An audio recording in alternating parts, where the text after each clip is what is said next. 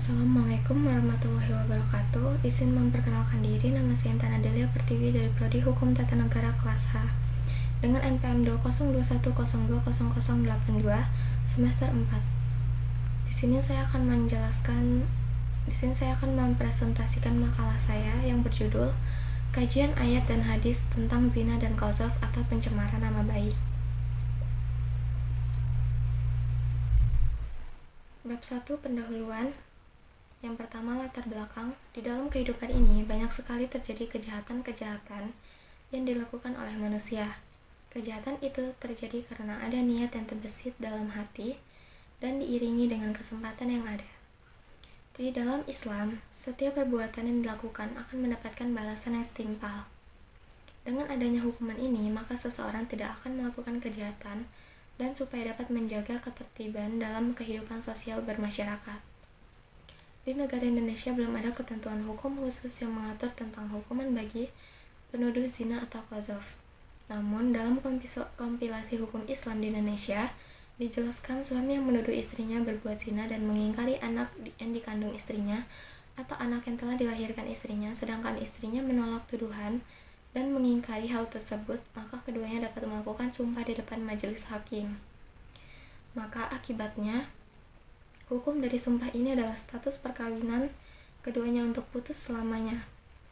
Dalam pembahasan ini, akan dibahas tentang perzinahan dan qadzaf baik dari ayat Al-Quran, hadis, kandungan hukum pada ayat dan hadis, kandungan-kandungan yang terjadi, dan analisis kasus. Kemudian rumusan masalahnya. Yang pertama, bagaimana isi ayat Al-Quran tentang zina dan qadzaf. Kemudian yang kedua, bagaimana isi dari hadis tentang larangan zina. Kemudian yang ketiga, bagaimana kandungan hukum pada ayat dan hadis tentang larangan zina dan qadzaf. Yang keempat, apa saja kasus-kasus yang terjadi. Yang kelima, bagaimana cara mengetahui sebab akibat dari kasus yang terjadi atau analisis kasus. Kemudian, adapun tujuan masalahnya. Yang pertama, mengetahui ayat Al-Quran tentang zina dan qadzaf. Yang kedua, mengetahui hadis tentang larangan zina. Yang ketiga, mengetahui kandungan-kandungan hukum pada ayat dan hadis. Yang keempat, mengetahui kasus-kasus yang sudah terjadi. Yang kelima, memahami dan mengerti cara menganalisis sebuah kasus. Kemudian pembahasannya. Yang pertama, ayat Al-Quran tentang zina dan qadzaf terdapat pada Al-Quran Surah An-Nur ayat 1, 2, 3, 4, dan 5. Kemudian saya akan membacakan suratnya. A'udzubillahi minasyaitonirrajim. Bismillahirrahmanirrahim. Az-zaniyatu waz-zani fajlidu kulla wahidin minhuma mi'ata jaldati wa la ta'khuzukum bihima rafatun fi dinillahi in kuntum tu'minuna billahi wal yaumil akhir wal yashhad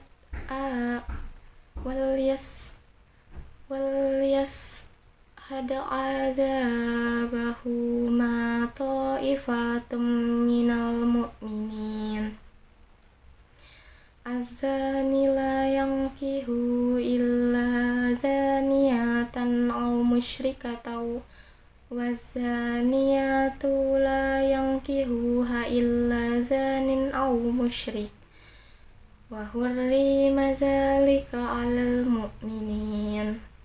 Wallazina yarmunal muhsanati lam yatu bi arba'ati syuhada'a fajliduhum samanina jaldatan wa la taqbalu lahum syahadatan abada wa ulaika humul fasikun.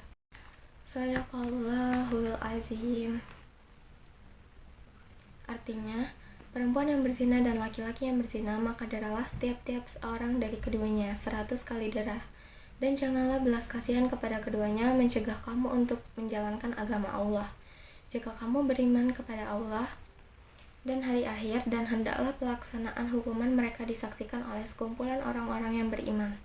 Laki-laki yang berzina tidak mengawini melainkan perempuan yang berzina, apa perempuan yang musyrik, dan perempuan yang berzina tidak dikawini melainkan oleh laki-laki yang berzina, apa laki-laki musyrik, dan yang demikian itu diharamkan atas orang-orang yang mukmin.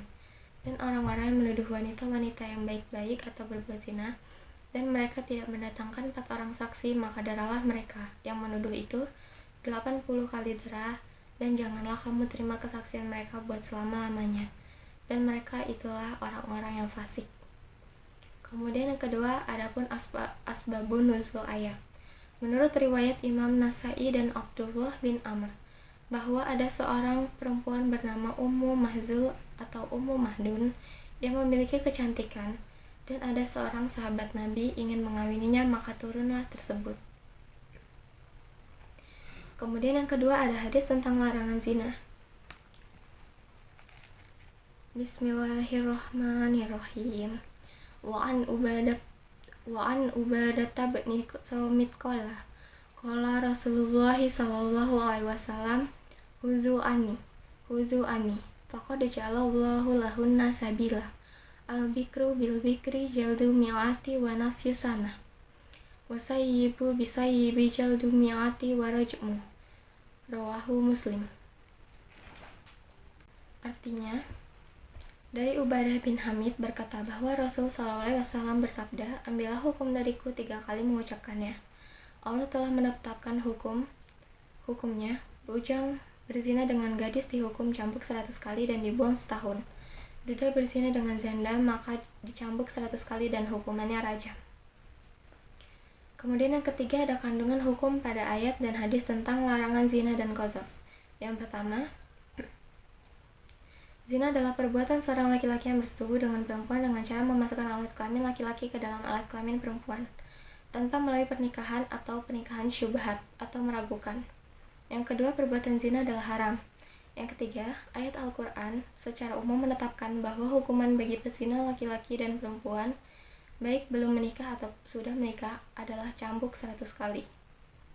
Yang keempat, hadis Nabi kemudian menetapkan bahwa zina yang sudah pernah menikah, baik laki-laki ataupun perempuan, dihukum rajam yang dilempari batu sampai mati.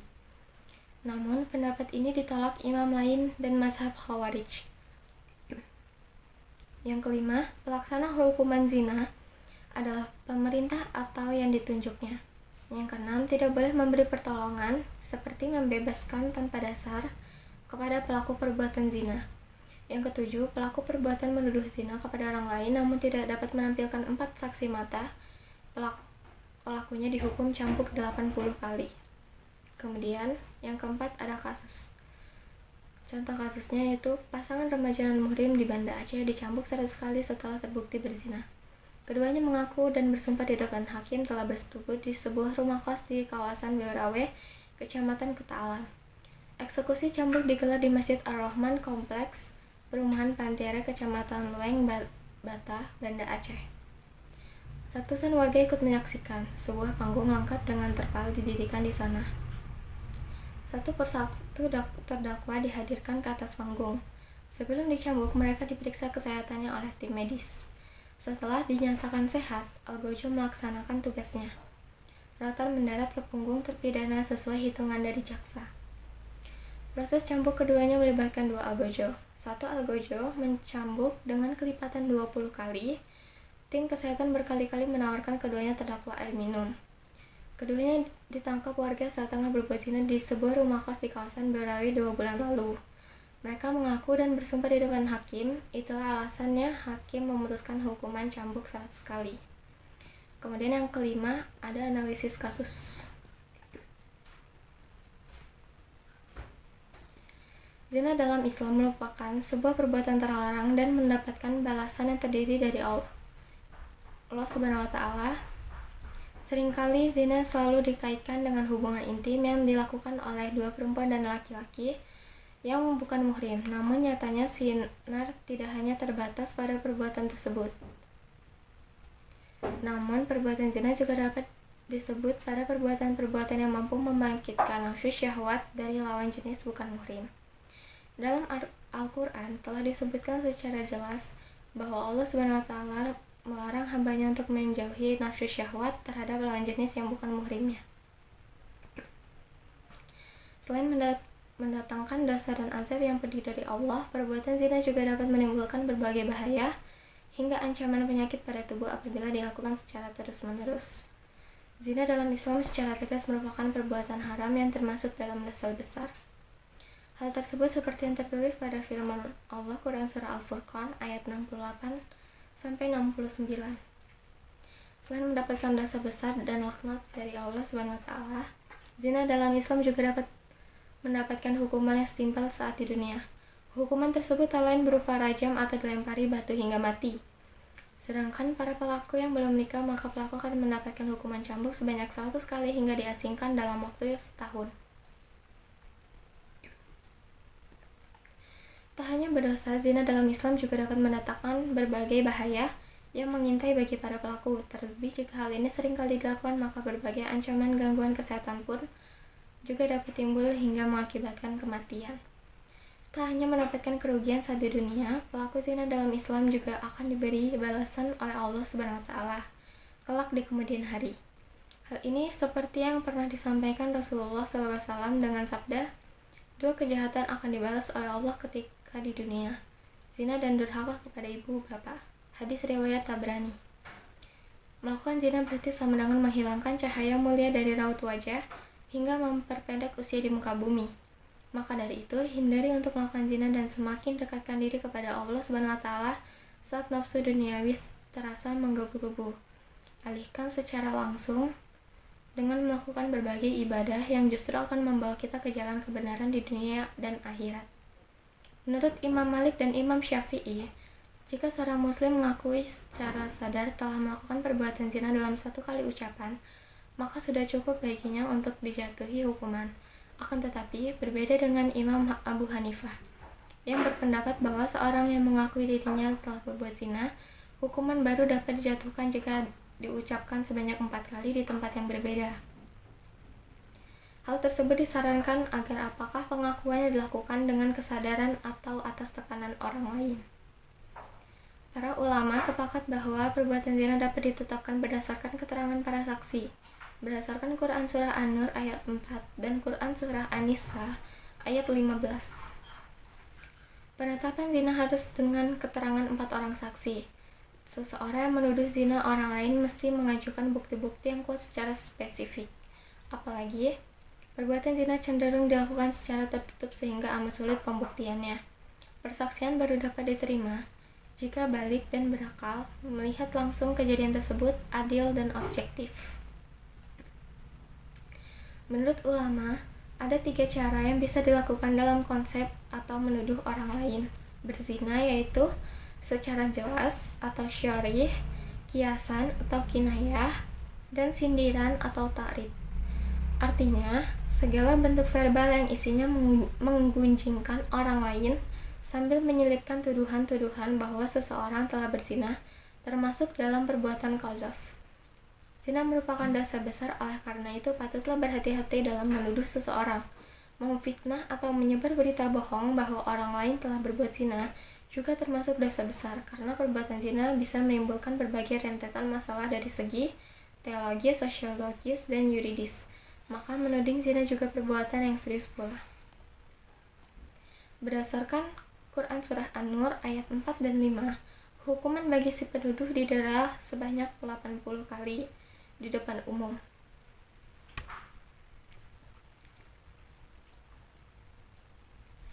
Berdasarkan Quran Surah An-Nur ayat 4 dan 5, hukuman bagi si penuduh didera sebanyak 80 kali di depan umum. Tidak cukup sampai di situ, si penuduh juga berstatus sebagai orang fasik. Para ulama telah sepakat bahwa kesaksian orang fasik baik dalam pernikahan maupun pengadilan tidak hanya diterima hingga dirinya benar-benar bertaubat. Artinya, hukuman bagi si penuduh tidak hanya didera, tapi juga haknya sebagai saksi dicabut. Adapun peraturan perundang-undangan yang mengatur tentang perzinahan, yaitu terdapat pada pasal 417 ayat 1 yang berbunyi, setiap orang melakukan persetubuhan dengan orang yang bukan suami atau istrinya dipidana karena perzinahan dengan pidana penjara paling lama 1 tahun atau denda kategori 2 minimal 10 juta rupiah. Sedangkan pada pasal 284 KUHP hanya mendefinisikan zina sebagai perbuatan persetubuhan yang dilakukan laki-laki atau perempuan yang telah kawin dengan perempuan atau laki-laki yang bukan istri atau suaminya. Menurut hukum Islam ada 2 jenis qadzaf, yaitu hukuman pokok atau dera dan hukuman tambahan atau tidak diterima kesaksiannya. Qadzaf yang pelakunya wajib dijatuhi hukuman hudud adalah menuduh orang baik-baik atau muhsan berzina dengan menafikan nasabnya. Sejarah bahasa makna kata qadzaf adalah al-ramyu bi al-syai, menuduh sesuatu.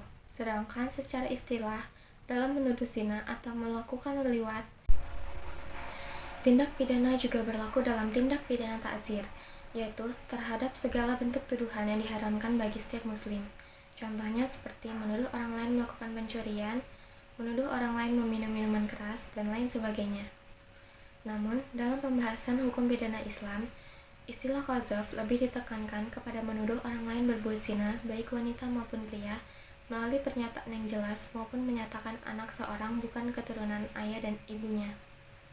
Ketentuan hukum khusus yang mengatur tentang hukuman bagi penuduh zina atau qadzaf, namun dalam kompilasi hukum Islam di Indonesia dijelaskan, suami yang menuduh istrinya berbuat zina atau mengingkari anak yang dikandung istrinya atau anak yang telah dilahirkan istrinya, sedangkan istrinya menolak tuduhan dan mengingkari hal tersebut, maka keduanya dapat melakukan sumpah di depan majelis hakim. Akibat hukum dari sumpah ini adalah status perkawinan keduanya yang terputus untuk selamanya. Dalam hukum Islam, tuduhan berbuat zina disebut dengan istilah qadzaf. Baik si penuduh yang tidak dapat membuktikan kebenaran tuduhannya akan diancam dengan saksi hukuman, yakni hukuman yang ditentukan oleh Allah SWT, yaitu hukuman had.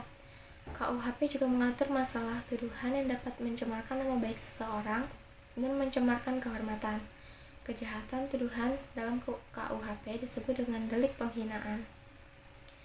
Menurut hukum Islam, hukuman had qadzaf dikenakan terhadap pelaku zarimah qadzaf jika perbuatan itu memenuhi ketentuan dan persyaratan sebagai berikut.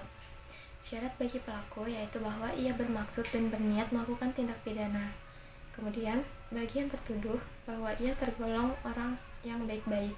Perbuatan yang dituduhkan atau makzif itu berubah menuduh zina atau tidak mengakui hubungan nasab atau keturunan. Perbuatan tuduhan zina atau qadzaf ini termasuk salah satu perbuatan yang dapat dikenakan sanksi karena telah melakukan delik penghinaan yang diatur dalam KUHP pasal 310 sampai 321. Demikian pula terhadap tuduhan-tuduhan selain tuduhan berbuat zina atau qadzaf yang menurut hukum Islam tidak tergolong tuduhan terkena hukuman had. Akan tetapi ta'zir berdasarkan KUHP, bentuk tuduhan semacam ini dapat dimasukkan juga ke dalam perbuatan yang melanggar pasal-pasal yang terdapat pada delik penghinaan, asalkan sifatnya dapat menyerang nama baik dan kehormatan seseorang. Jarimah qadzaf dengan delik penghinaan terdapat kaitannya atau hubungan yang erat di mana antara kedua macam perbuatan tersebut apabila dilakukan seseorang akan menimbulkan dampak negatif, mencemarkan nama baik dan kehormatan seseorang. Kemudian, bab 3 penutup. Kesimpulannya, perkara zina merupakan zarimah yang memiliki konsekuensi yang berat. Yang secara teologis, zina merupakan perbuatan yang mengandung dosa besar.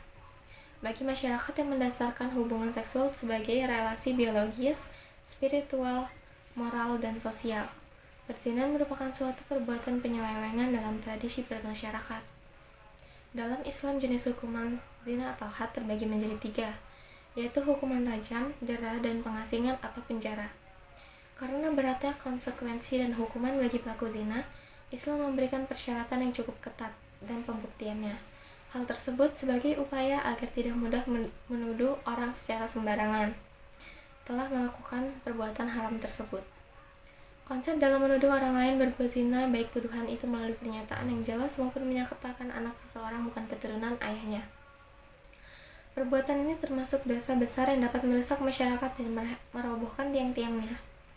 seorang qadhif ingin selamat dari hukuman dera, maka ia harus menghadirkan 4 orang saksi laki-laki yang adil. Jika tidak mampu, maka had baginya adalah didera sebanyak 80 kali.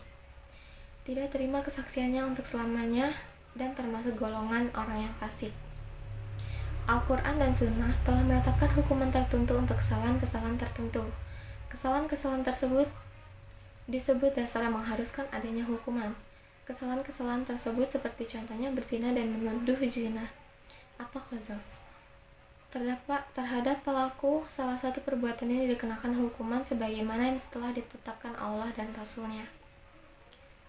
Kemudian sekian presentasi dari saya. Wassalamualaikum warahmatullahi wabarakatuh.